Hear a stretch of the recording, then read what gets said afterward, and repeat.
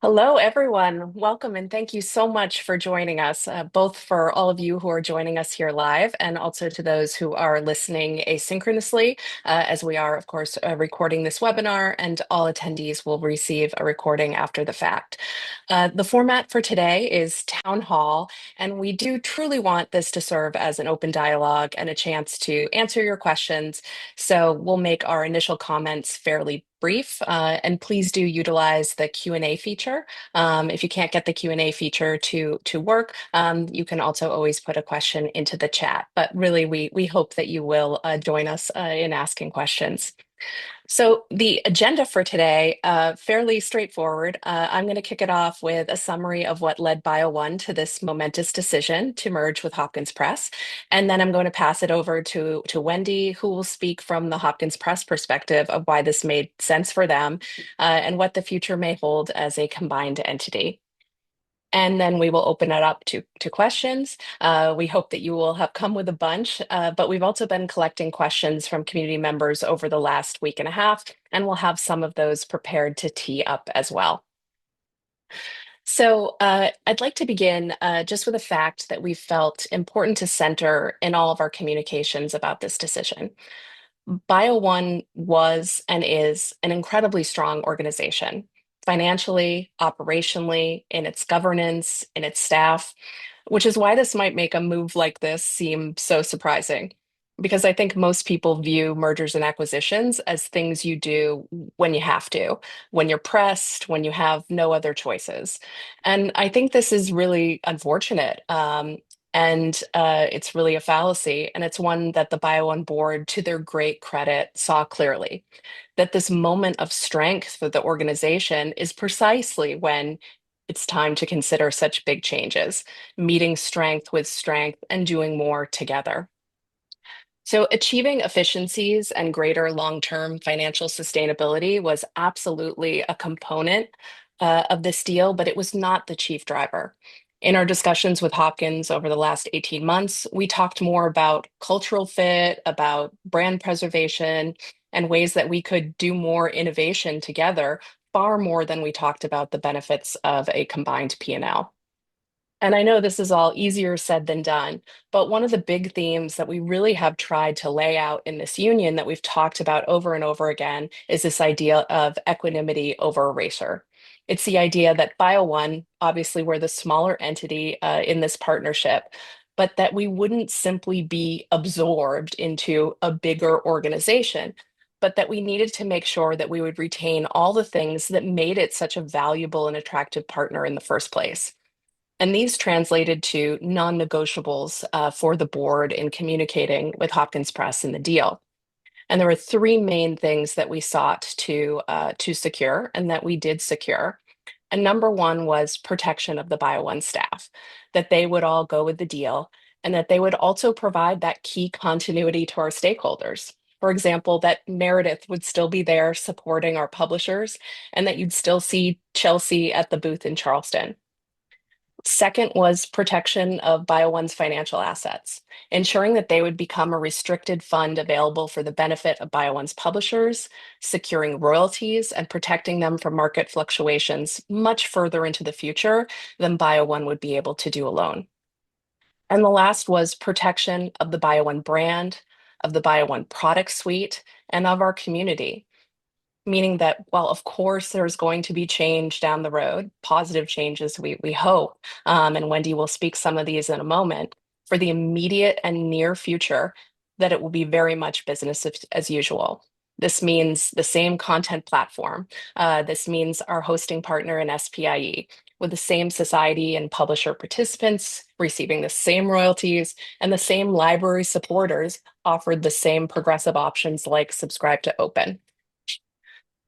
So it's a huge thing to decide to wind down an independent organization that has been operating for 27 years.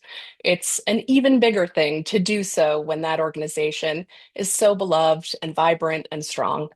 And it takes strength and vision, yes, but it also fundamentally takes the belief that things will be better in the future. Because if they're not going to be better in the future, then again, and you're operating from this position of strength, why would you move forward?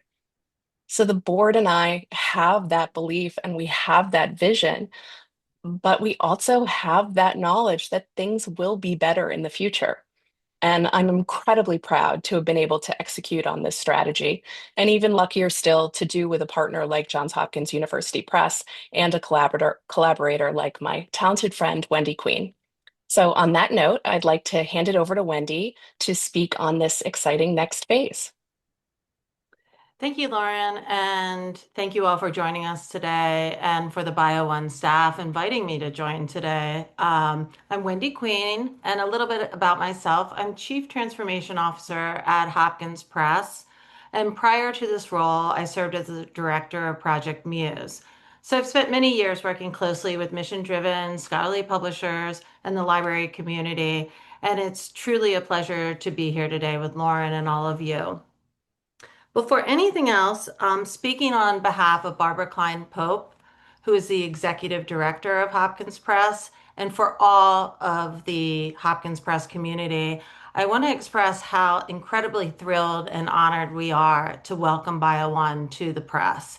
This is an exciting moment for all of us, not simply because two respected organizations are coming together, but as Lauren noted, because of the incredible alignment in our missions, values, and communities. Our two organizations have had a strong relationship for more than 20 years. I think I've known Lauren for more than 20 years at this point. At Hopkins Press, we've long admired BioOne for its commitment to sustainable scholarly publishing, for championing mission-driven nonprofit publishing, and for supporting the global research community in meaningful and practical ways. BioOne has built a remarkable reputation through its dedication to publishers, libraries, researchers, institutions, and most importantly, through the outstanding work of its staff and partners. As we move together, I want to emphasize something very clearly, and you'll hear this from both Lauren and I throughout our intros and probably our answers to questions. Our goal is not to change what makes BioOne special. It's quite the opposite. Our goal is to honor and strengthen the BioOne mission, brand, culture, relationships, and community. We deeply value the trust that BioOne's publishers and subscribing institutions have placed in the organization over the years. We also recognize the expertise and dedication of the BioOne staff who has built and sustained this important resource. And I'll say this frankly, I feel incredibly lucky that they're coming to the press. The foundation matters tremendously to us, and preserving that trust and continuity, again, is the central priority. And at the same time, we're incredibly excited about the future we can build. We see tremendous opportunities for synergies, efficiencies between our organizations. Hopkins Press and BioOne each bring unique strengths, expertise, and perspectives to the table. By combining those strengths and thought by combining those strengths thoughtfully, we believe we can create even greater resilience, innovation, and service for the scholarly community. This includes operations and innovations and opportunities across technology, discoverability, accessibility, workflows, and shared infrastructure. It also means creating stronger support systems for publishers and libraries navigating an increasingly complex scholarly communication landscape that seems to be changing rapidly. But, but importantly, while we're excited about these opportunities behind the scenes, our vision from a service perspective is very simply put, as Lauren said, continuity. Our hope is that the experience remains seamless. Other than the change in stewardship, our intention is that the transition feels smooth, stable, and largely unnoticeable in day-to-day interactions. The relationships, services, and mission-driven focus that people value about BioOne should continue uninterrupted. So we know that trust is earned over time. And as we approach this transition with humility, care, and a genuine commitment to listening, We want to learn from the BioOne community. We want to collaborate closely with stakeholders and ensure that the future decisions are guided by the needs of publishers, libraries, researchers, and readers. So this isn't simply about operational alignment. It's really about taking the shared purpose both products, both organizations have put forth in the community for nearly 30 years, and make and strengthen that shared purpose. Both BioOne and Hopkins Press deeply believe in the importance of scholarly communication, in broad access to knowledge, and in supporting nonprofit and society publisher ecosystems that serve the public good. So, with enthusiasm, I look at today as really a beginning built on mutual respect, shared values, and optimism about what we can accomplish together. We are grateful for the warm welcome we've already received, and we look forward to working alongside all of you as we shape this next chapter together. So, again, thank you for being here today, and thank you for giving me the opportunity to introduce myself. And I think this brings us to the point that we are going to take some questions, and I see that we've gotten a few in. Excellent. Well, thank you so much for that, Wendy. And I think you make a great point too, that I just, in addition to thanking everyone for joining us on the webinar, I just want to thank everyone for, I think on both sides at Hopkins Press and the BioOne team have really just been kind of blown away with the support we've received from the broader community about this union. I feel like news like this is not always well received, especially in the early days, and it's just been really heartening, I think, the support we've seen from everyone, both about this deal in particular, and also people acknowledging how difficult it is, especially among nonprofit organizations, to make a move like this. And so I think we all really fundamentally appreciate that support. So I am not seeing yet any questions directly from the chat. Wendy, are you? No, I think the Okay. first question I think is for you, Lauren, or for both Oh, of us, I guess. okay. Um, will BioOne's S2O pilot continue or change in any way? So, um, I, I'll let you take that. Perfect. Thank you. Yes, and in the meantime, please do. So, yes, this is one of our previous questions that we had come in. So, I'll use on the tech. Please do, add your questions. But yes, we are very pleased to report that the S2O pilot, BioOne's S2O pilot, which is 3 years from 2026 to 2028, that this will not change in any way. And so, for our publishers participating in the pilot, the same guaranteed royalties that they signed on to for the librarians who have so kindly supported this, that made our first term year successful. We absolutely hope your support will continue, and there are no plans to change this in these immediate 3 years. And I do think it's also fair to say that S2O, our common interest, Hopkins through Project MUSE and BioOne through BioOne Complete, our common interest in S2O was a driver of this deal, and that we do hope that longer term there are more ways to expand the program and work collaboratively together. So I do think that that is an area, for potential future innovation. So no, it will definitely, yes, it will definitely continue, and we hope it will continue in even stronger ways. And if I could add something to that, Lauren, both Muse is on its second year of S2O, and in designing the program, BioOne and Muse worked very closely together to ensure that aggregations were approaching the S2O model in similar ways to make it seamless to understand to the library community.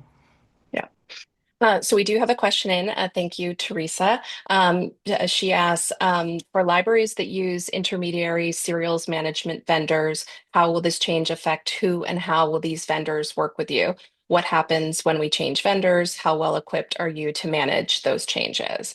I'll start and then Wendy, you can maybe continue. I think, first and foremost, again, in there for the time being, BioOne will remain hosted on the SPIE platform as it is now. So what that means is that this move does not include a platform migration. So that means that, the same systems, the same access, everything that you have now will continue for the time being. So there shouldn't be any need to make any changes in terms of, how things appear in indexing or, the various discoverability systems that you utilize. Wendy, anything to add to that? No, I think you said it well that continuity is, we don't expect any changes to how things have previously been handled. Fine. And then Teresa also asks, will there be new content added to BioOne or Muse as a result of this union? I'll take that one. So Muse is always adding new content. Every year it brings on new journals and new books and other materials. In terms of Bio One, I hope we can find the models to bring on more content. We have to have a little bit of time to create a well thought through strategy with that, but I plan to address that very early on. Yeah, and I think just transparently, I mean, there's this union, will mean a lot of time, a lot of, potential, because there'll be more scale and there'll be more efficiencies for the future. But there still are the same fundamental challenges that both organizations face independently that I'm sure that they'll face together. And one of those kind of key challenges, and it's kind of in the very definition of, good problem to have is that BioOne, and I think we've spoken about this, that Muse faces something similar. We have no shortage of publishers and societies and presses who would like to be part of BioOne. We could have an enormous collection tomorrow, but like anything, it needs to be sustainable. And the market being what it is, and library purchasing constraints being what they are, it just is something that we need to look at very closely, whether apart or together, about how that makes sense. Right. And it sort of leads to another question of, are there plans to combine BioOne and Muse, or will there be any change to the packaged offers? And we are running them totally separately, but we do want to take advantage of many of the shared infrastructure pieces so that we can create synergies and efficiencies behind the scenes. So there's no immediate plan to change any of the packages for BioOne. And so again, and I probably should have said this in my intro, one of the strategies in this partnership is that we gave ourselves the space and time to really learn from each other. For BioOne staff to learn from the Hopkins staff and vice versa, so that we could make the best decisions going forward and not rush into immediately saying, okay, I think, one thing or the other needs to immediately match or these types of things. So I think that aspect of this that we plan from the very beginning to give a generous amount of time to learn and listen to each other is going to be key to sort of making those future strategies.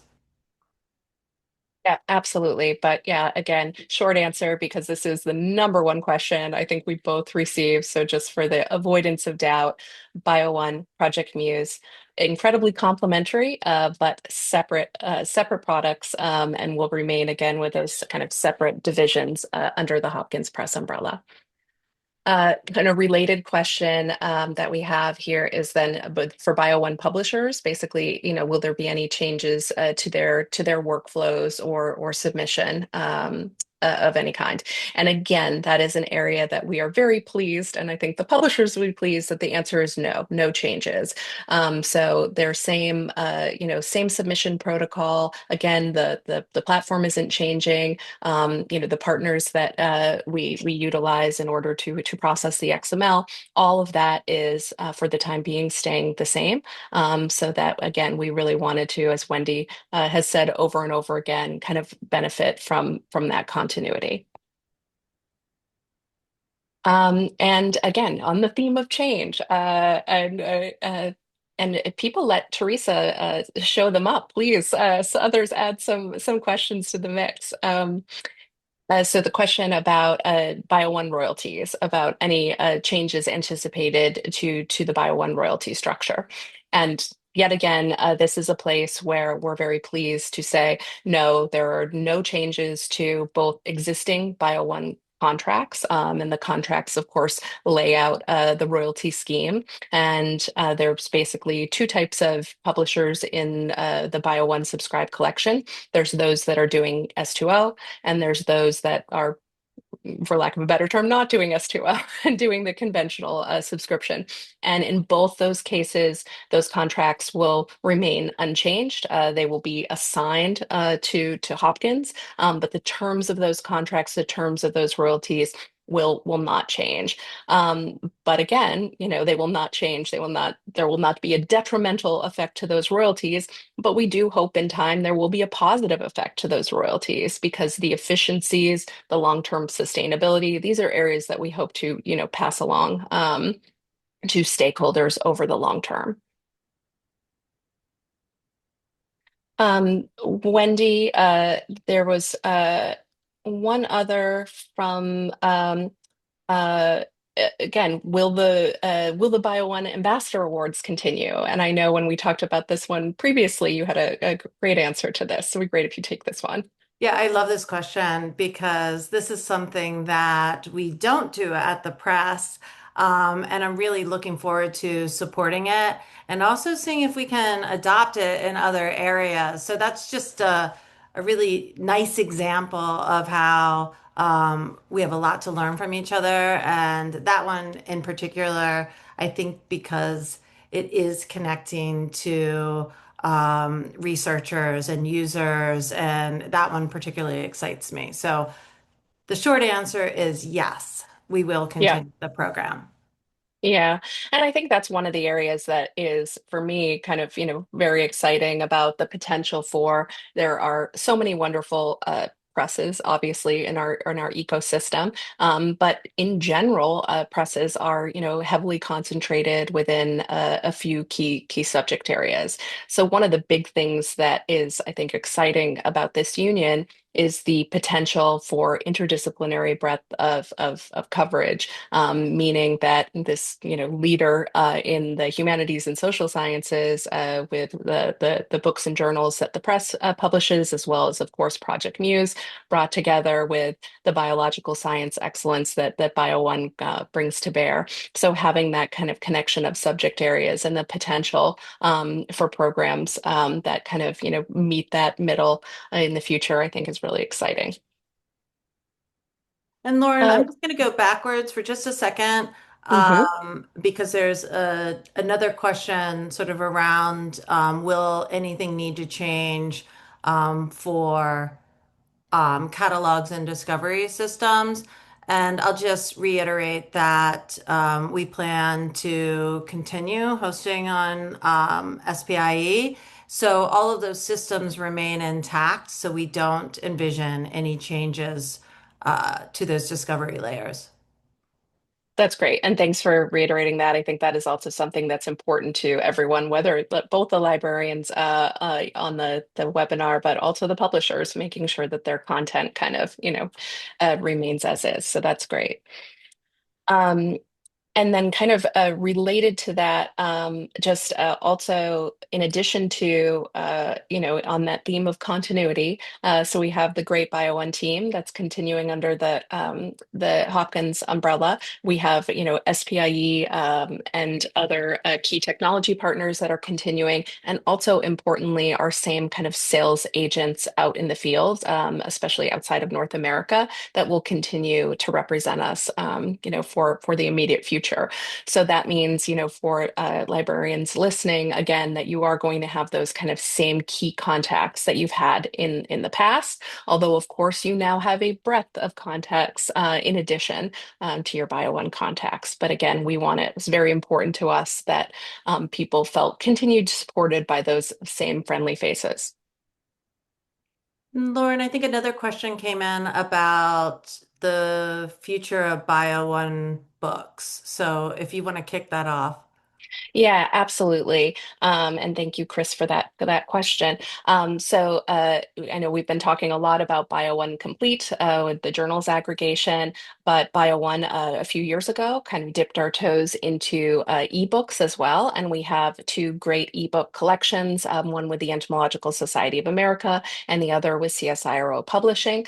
So both of those great collections are also going with this transition and will continue to be available to purchasers. And we also hope that this is also an area that we can learn a lot from the wonderful books program that Hopkins Press has, and that this is, a potential area for growth as well. So again, thank you, Chris, for that. And so absolutely, we will be both continuing with the existing ebook programs, but also hopefully building on those in the future.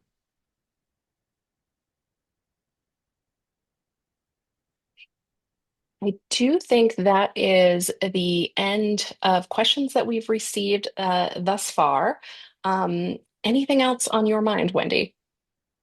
No, I just want to pick up what was put in the chat that both Lauren and I are going to be at SSP. So if any of you are going to be there and would like to have a chat or think of some questions at the end of this webinar, we will be there. And to that point, if you do think about if you have any questions at the end of this webinar, there will be somebody either at Hopkins or at BioOne that would be happy to have a conversation or answer any questions that you have.